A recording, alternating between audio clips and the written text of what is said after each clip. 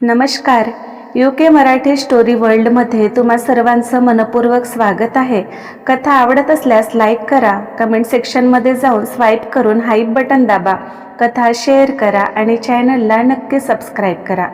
Destiny बंध अनोखे प्रेमाचे भाग 54.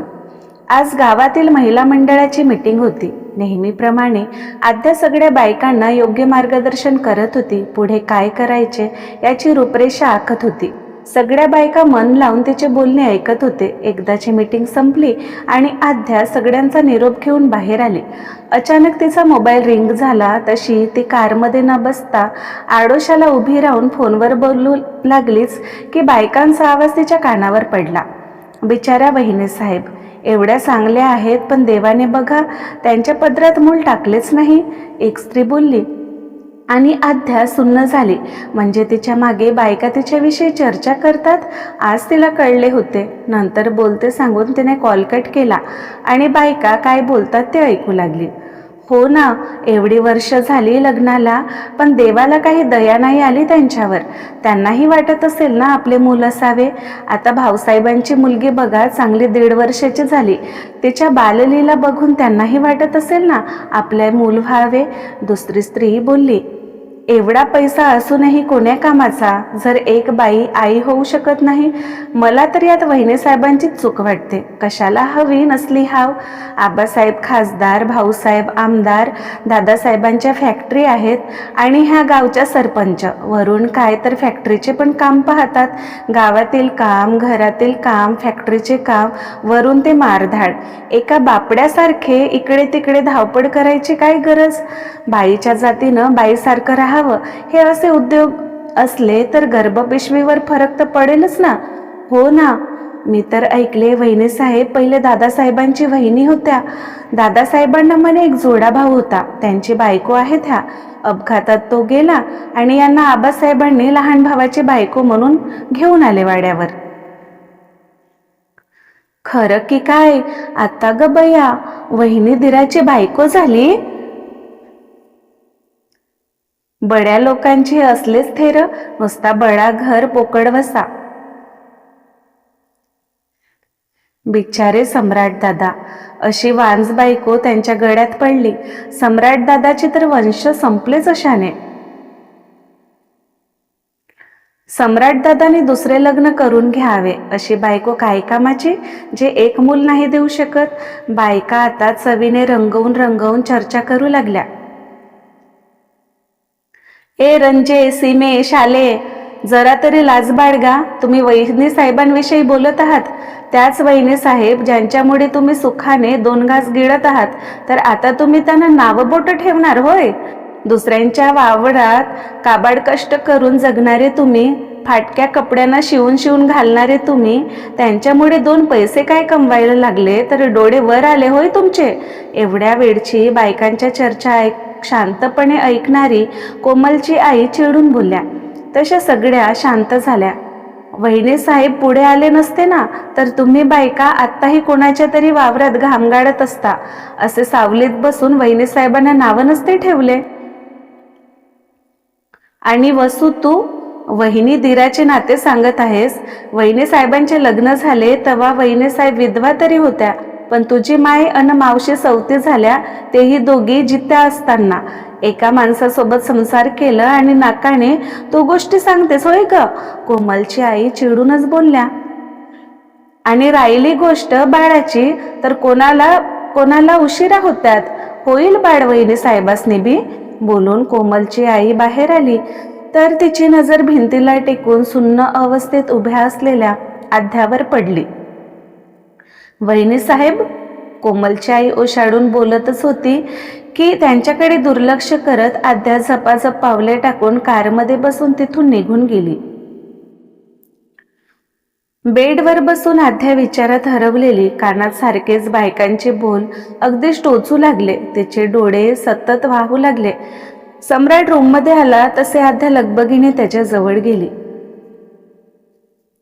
सम्राट, मला बाळ हवंय. आद्या त्याच्या डोळ्यात बघत कातर स्वरात बोलली. अचानक काय झाले आद्या? सम्राट गोंधळून तिला बघू लागला. मग मला आई व्हायचे सम्राट. बघा ना, माझ्याकडे सगळं आहे, तुम्ही आहात, अतोनात पैसा आहे, तरीही माझी कुस रिकामी आहे. मी मी कधीच आई नाही होऊ शकत. मी मी आपले वंशवेल पुढे नाही नेऊ शकत सम्राट. मी तुम्हाला बाळाचे सुख नाही देऊ शकत. आध्या केविलवाणा त्याला बघू लागली, तर सम्राट मात्र सुन्न झाला. त्या त्या बायका बरोबर बोलत होत्या. माझीच चूक आहे, मी आई नाही होऊ शकत. आध्या वेड्यासारखी बडबड करू लागली. मला आपले बाळ हवं आहे सम्राट, प्लीज मला बाळ द्या ना. ती तसेच सुन्न बेडवर बसली. वेडी आहेस का तू अध्या? तुलाही माहीत आहे ते शक्य नाही. तुझी मेडिकल कंडिशन वीक आहे. सम्राट तिचे दोन्ही शोल्डर हलवून तिला जागे करत बोलला. यात माझा काय गुन्हा सम्राट? मी काय केले होते? मी तुम्हाला बाळ नाही देऊ शकत सम्राट.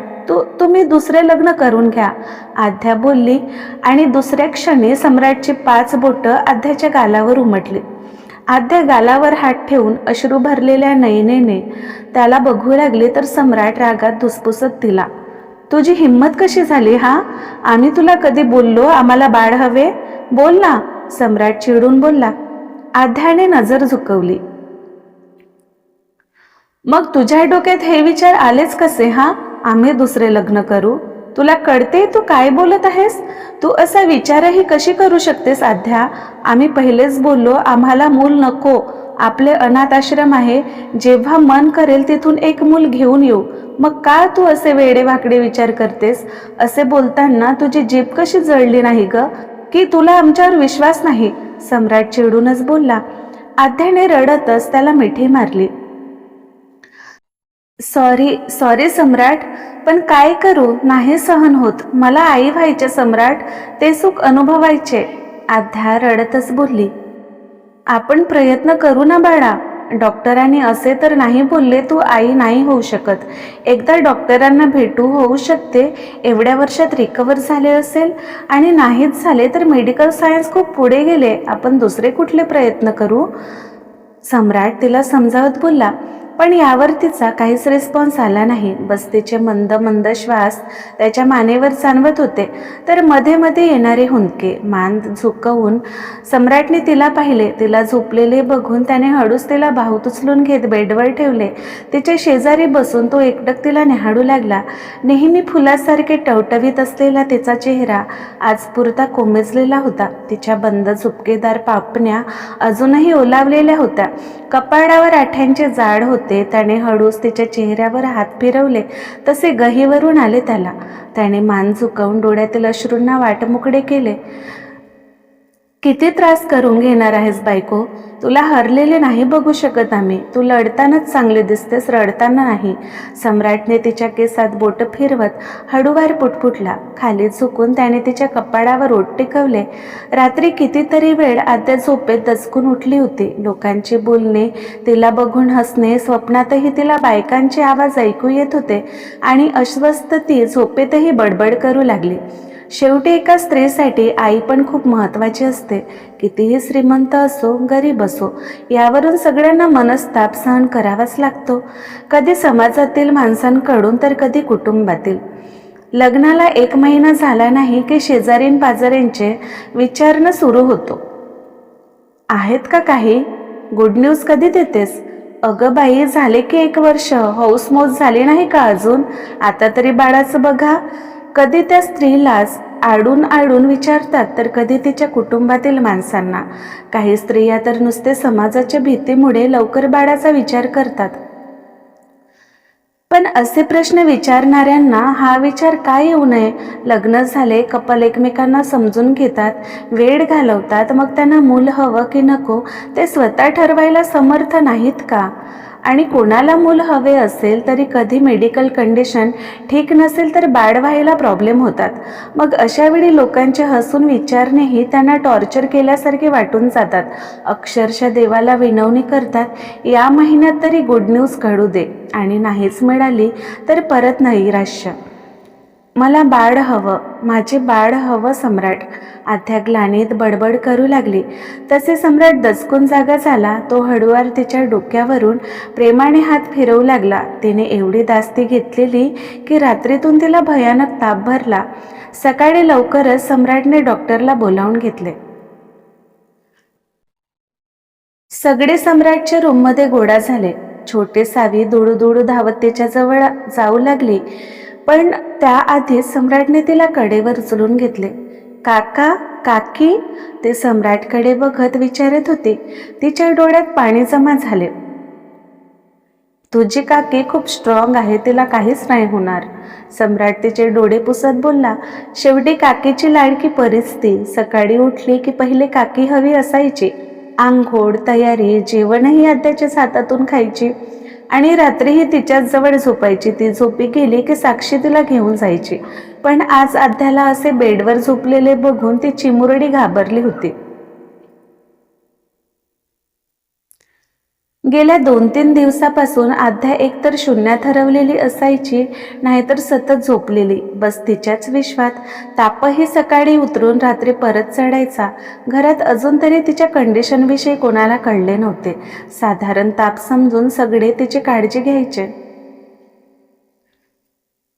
सम्राट नुकताच ऑफिसमधून आला तसे त्याची नजर अंगाचं मेटकुडं करून झोपून असलेल्या आद्यावर पडली. हातातील बॅग सोफ्यावर ठेवून तो हळूवार पावले टाकत तिच्या जवळ आला. त्याने हळूच तिच्या केसावरून हात फिरवले. तशी आद्याने डोळे किलकिले करत उघडले. अजून किती दिवस असे आजारी राहण्याचा विचार आहे? उठ ना बायको, फ्रेश हो. आपण मस्त कुठेतरी फिरायला जाऊ, कॅन्डल लाईट डिनर करू. किती दिवस झाले ना आपण कुठे गेलोच नाही. सम्राट काहीसा गालात हसत बोलला. आद्या त्याला बघतच राहिली. ते त्याचे नेहमीचे प्युअर हसू नव्हतेच. अशी काय बघतेस? सम्राटने तिच्या गालावरून हळूवार हात फिरवत विचारले. तसे आद्याने त्याचे हात पकडून गालाला लावले. तुम्ही काय विचार केले सम्राट? माझ्यापेक्षा जास्त त्रास तर तुम्हाला होतोय. मी बोलले त्याचा एकदा विचार करून तर बघा, आद्या कातर स्वरात बोलली. तसे सम्राटने त्याचे हात खेचून घेतले. तुला वेळ लागलाय आद्या. दुसरे लग्न म्हणजे खेळ वाटत आहे का तुला? आम्ही तुझा कुठलाही हट्ट पुरवणार नाही, रागात बोलून तो बाथरूममध्ये निघून गेला. तुम्हाला मी भलेही वेडी वाटत असेल सम्राट, पण जेव्हा आपलीच माणसे वारंवार मुलांविषयी विचारतात किंवा आपल्या मागे चर्चा करतात त्या खूप जीवघेण्या असतात. आद्या डोळ्यातील पाणी पुसत पुटपुटत बेडवर आडवी झाली. सम्राट फ्रेश होऊन बाहेर आला तर तिला परत झोपलेले बघून त्याला वाईट वाटले. तो लगेच टेरेसवर निघून गेला. चांदण्यांनी भरलेली रात्र, थंडेगार हवा वाहत होती, पण ती जणू त्याच्या तप्त काळजाला शांत करायला सक्षम नव्हतीच. लोकांच्या बोलण्याचे आम्हाला काहीच वाटत नाही आद्या, पण तुझे बदललेले वागणे आम्हाला कमजोर करतात. दूरवर बघतच सम्राटने सिगारेट तोंडाला लावली. खूप अस्वस्थ झालेला तो. म्हणजे लग्न झाले की मूल एवढे महत्त्वाचे असते का, की कोणाच्या बोलण्याने आपण जगणंच विसरून जाऊ? नेहमी हसतमुखाने प्रत्येक कामात तत्पर असलेली ती एका मूर्तीसारखी निर्जीव बसून असायची आणि यानेच तो अधिक दुःखी होत होता. दादासाहेब, एका नौकराचा आवाज आला. तसे विचारातून बाहेर येत त्याने वळून पाहिले तर तो नौकर टेबलवर ड्रिंक बॉटल, ग्लास वगैरे छान सजवून हात बांधून उभा होता. ठीक आहे, जातो, बोलून सम्राट खुर्चीवर बसला. काही क्षण नौकर तिथेच घुटमळला. सम्राटने भुवई उंचवून त्याला पाहिले तसे तो निघून गेला. त्याने ग्लासात ड्रिंक ओतून ग्लास ओठायला लावले. हातात ग्लास घेऊन तो रेलिंगला टेकून उभा राहिला. किती सहज बोललीस ना आद्या, दुसरे लग्न करा, पण त्याचा त्रास किती होतो तुला नाही कळणार. आम्ही तुझ्याशिवाय कधी कोणाचा विचार करूच शकत नाही. तिथे दुसऱ्या स्त्रीला बायको बनवून कसे आणू, आणि तेही फक्त बाळासाठी? तुला तुझे सवत मंजूर असेल पण आम्हाला नाही. तुला आमच्या प्रेमावर विश्वास नसेल पण आम्हाला आहे. लोक काही दिवस चर्चा करतील आणि शांत बसतील, पण यासाठी आम्ही तुझ्या जागी कोणाला येऊ देणार नाही. ही आमची जिद्द आहे. सम्राट ड्रिंकचे एक सिप घेत स्वतःशीच बोलत होता. एकटाच टेरेसवर उभा तो विचार करत. त्याने किती ड्रिंक केले त्यालाही कळले नाही. बस त्याला काही क्षण स्वतःलाही विसरून जायचे होते आणि या जीवघेण्या विचारांनाही. आध्याला जाग आली तसे तिची नजर शेजारी गेली, पण सम्राट त्याच्या जागेवर नव्हताच. बाथरूमजवळ जात तिने दरवाजावर नॉक केले. सम्राट, तिने आवाज दिला, पण काही रिस्पॉन्स नाही. दरवाजा लोटून पाहिले तर तो नव्हताच. त्याला शोधत ती गॅलरीत गेली, पण तो तिथेही दिसला नाही. रूममध्ये येत घड्याळात वेळ पाहिली. रात्रीचे 11:30 वाजले होते. तिला त्याची काळजीच वाटली. तिने लगेच रघुला कॉल केले. सम्राट कुठे बाहेर गेले आहेत का? आध्याने अधीर विचारले. दादासाहेब घरीच आहेत, पलीकडून रघुचा आवाज आला. आध्याने कॉल कट केले. घरीच आहेत, पण कुठे? विचार करतच ती रूममधून बाहेर पडली. पहिले तर स्टडी रूममध्ये गेली, तिथेही तो नव्हता. मग विक्रमच्या रूममध्ये, तिथेही नव्हता.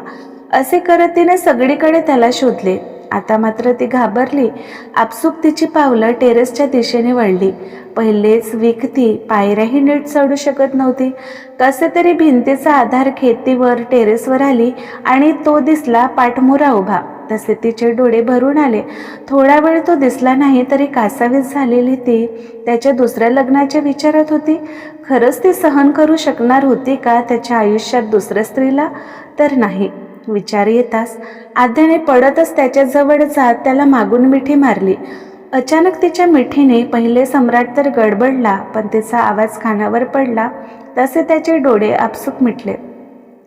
सॉरी सम्राट, मला माफ करा. मी नको ती जिद्द करून बसले, नको ते मनाला लावून बसले. मला फक्त तुम्ही हवे आहात, दुसरं काही नको. आध्या मिठी घट्ट करत त्याच्या पाठीवर डोकं ठेवून कातर स्वरात बोलली. तसे त्याचेही डोळे भरून आले. तिच्या हाताला पकडून त्याने तिला समोर उभे केले. बायको, सम्राटचा नशेतील आवाज. आणि आध्या अवाक होत त्याला बघू लागली. लाल झालेल्या डोळ्यातून गालावर ओघळलेले अश्रू, अस्ताव्यस्त झालेले केस आणि नशेत असलेला तो. सम्राट, तुम्ही ड्रिंक केले? आध्या पाणावलेल्या डोळ्यांनी त्याला बघू लागले. तसे त्याने त्याचे हातातील ग्लास लपवून घेतले. आध्या केविलवाणा त्याला बघत होती. तिला कळू नये याची धडपड, पण त्याच्या तोंडातून येणारा ड्रिंकचा स्ट्रॉंग स्मेल. नशिले डोळे लपणार नव्हतेच.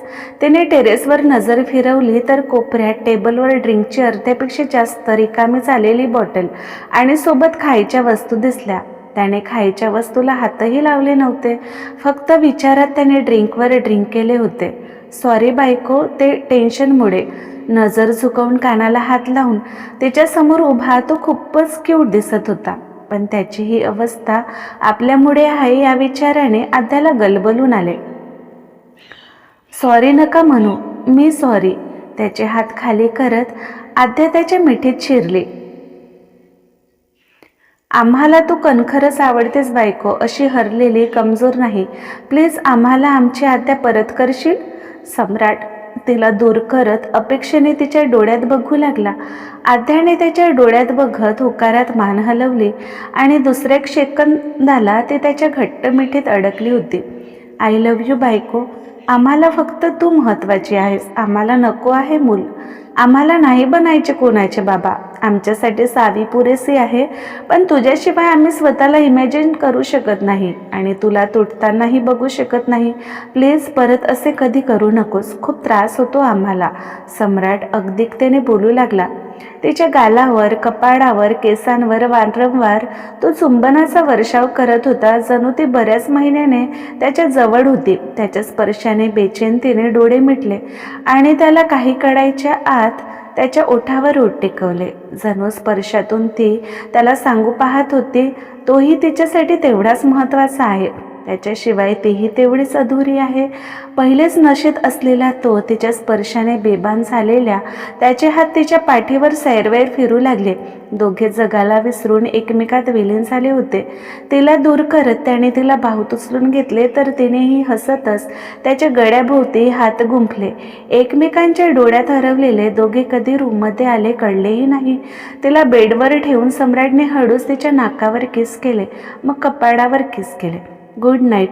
बोलून तो तिच्या जवळून उठलाच की आध्याने त्याचे हात पकडले. तो वळून तिला बघू लागला तर ती गालात हसत त्याला. तिच्या डोळ्यातील भाव त्याही अवस्थेत त्याला कळले. आम्ही नशेत आहोत.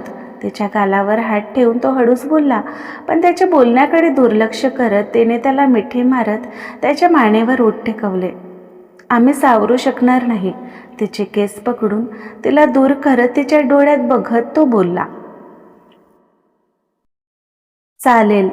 तिने हसतच त्याला आवाहन केले आणि दुसऱ्या क्षणाला त्याने तिला बेडवर ठेवले. त्याचे ओठ तिच्या मानेवर फिरू लागले. तिचे दोन्ही हात त्याच्या हातात बंदिस्त.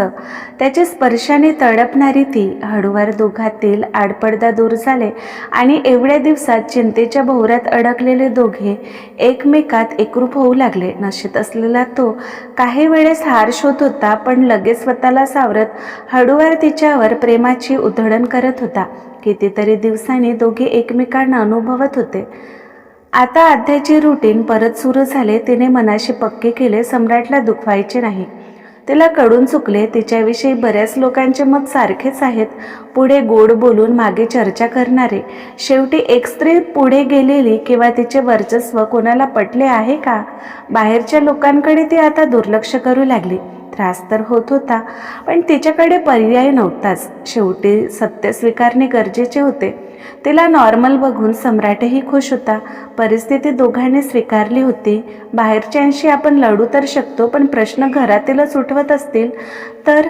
एक दिवस असेच काहीसे त्यांच्याविषयी झाले. सकाळची वेळ. Dining room. सगळे नाश्त्याला बसले होते. नाश्ता करतच अहिल्याबाई सम्राट आध्याचे निरीक्षण करत होते. आज कधी नव्हे ते सावी आजीजवळ नाश्ता करायला बसली. सावी, काकीला म्हणावं तुमच्यासाठी खेळायला भावंड घेऊन या. आध्याकडे तिरक्या नजरेने बघत अहिल्याबाईने विषय काढले. तसे आध्या सम्राटने एकमेकांना पाहिले क्रमशः. तर आजचा भाग कसा वाटला कमेंटमध्ये नक्की सांगा. लवकरच भेटू पुढील भागात. नमस्कार.